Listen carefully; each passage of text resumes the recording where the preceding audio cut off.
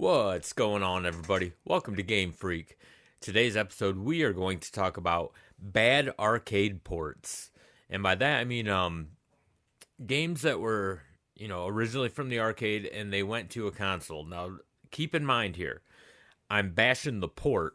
I'm not bashing the system that it went to, because a lot of these systems that I'm going to bring up, I'm a big fan of. It's just these ports from the arcade were awful, and they probably shouldn't have done it. I get why they did it, but it just didn't really work out, for me anyway. So let's take a look at 10 games that I think are just horrible arcade ports. First up is Double Dragon. It was released by Technos in 1987. The series features twin martial artists Billy and Jimmy Lee, and they fight various rivals. This game resulted in the flood of arcade beat-em-ups in the late 1980s.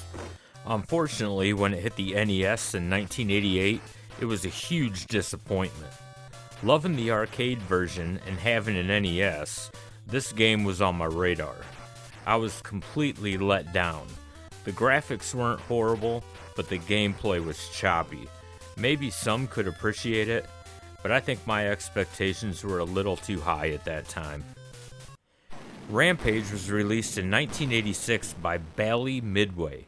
Being a huge fan of horror and monsters, this game caught my attention immediately. You got to pick between three monsters as you smash up buildings trying to make them crumble while getting attacked by military forces.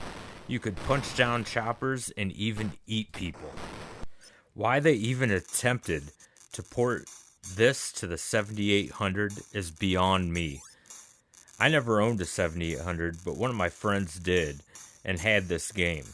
As you can imagine, it looked and played awful. Some great games on the 7800, but this was definitely not one of them.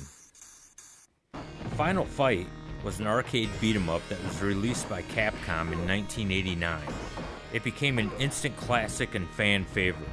You got to choose between three characters: Mike Hagar, a former pro wrestler and city mayor, Cody Travers, an expert brawler, and Guy, a modern-day ninja. This was the poster child for what arcade beat-em-ups were all about.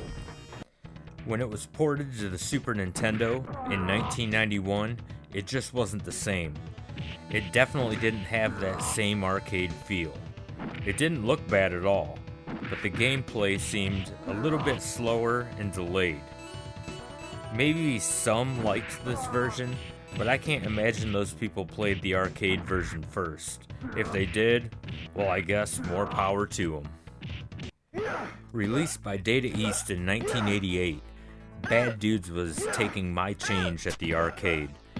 You and a friend got to beat the crap out of tons of ninja kidnappers who recently kidnapped the president. It was a typical arcade beat-em-up, so naturally to us 12, 13-year-olds, we donated our quarters to the machine, mainly to hear those two words when completing a level: I'm bad. 1 year later, Bad Dudes was ported to the NES. I remember saving my money to buy this on its release date. I think this is the most pissed I've ever been when I bought a game, mainly because it was with my own money. The gameplay was beyond awful. Every movement looked like it was in segments. It had a very laggy look and feel to it. Not to mention the I'm bad celebration at the end of the level seemed extremely distorted. This port was a kick in the balls. This classic was released in 1980. It was a simplistic yet highly addictive game. If for some reason you are unaware, in Pac-Man your goal is to eat all the dots in the maze and avoid the 4 ghosts chasing you. There are also 4 power pellets in every maze that allows you to eat the ghosts when you consume them. When this game was ported to the Atari 2600 in 1982, it didn't have the same look or feel to it. Being 6 or 7 years old, I didn't mind it too much at the time. It was still fun to me. As time passed and I got older, I finally realized just how bad this port was. How could they do such an iconic game like that? Konami released this game on the arcade in 1986. This game was absolutely amazing from the very start. Everything about this game was awesome. From all the different guns and ammo you could acquire to the gameplay itself. It played buttery smooth. Even when it was ported to the NES in 1987, it seemed like perfection. And who can forget the code? However, in 1988, they ported this to the Commodore 64 thinking it would be a great idea. To be honest and blunt, it was absolute dog shit. I knew after hearing and reading rumors about this port happening, it was a horrible idea. After playing it, my suspicions were confirmed. It was a bad idea and should have never happened. Nintendo published this arcade classic in 1981. You play as Jumpman, later to be known as Mario, as you run and jump on platforms and climb ladders while avoid getting hit by barrels. The goal is to make it to the top of the construction site and rescue Pauline from Donkey Kong. Looking back, Mario has a thing for blondes who tend to get kidnapped often. In 1982, Donkey Kong was ported to the Intellivision. Let's just say he no longer looked like a giant ape anymore. Instead, he now looked like Swamp Thing. As for Pauline, she looked like she belonged in the sci-fi horror movie Alien. I've played some bad versions of this game, but this was by far the worst. Released by Sega in 1989, this became one of my favorite hack-and-slash games of all time. You could choose from 3 different warriors, each with their own unique attacks, weapons, and spells. When this game was ported to the Sega Genesis, it was nearly perfect. It played almost identical to the arcade. However, when it was ported to the Master System in 1990, they practically destroyed the game. They made it only a one-player game, and you could only play as the Barbarian, who is honestly the worst character in my opinion. Luckily, this game's legacy lives on the Sega Genesis. Midway released this fighting giant in 1992. This fighter was different than all others at the time. The fatalities you could perform were so over the top and ahead of its time. It was a fighter that you couldn't help but to love. I played this series so much, I can barely stand playing fighting games anymore. When it was ported to the Super Nintendo, it was a huge disappointment.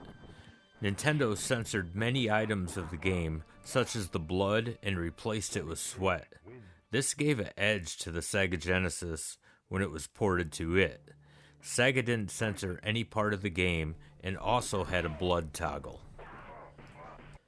Altered Beast was a 1988 beat-em-up developed by Sega. The game is set in ancient Greece.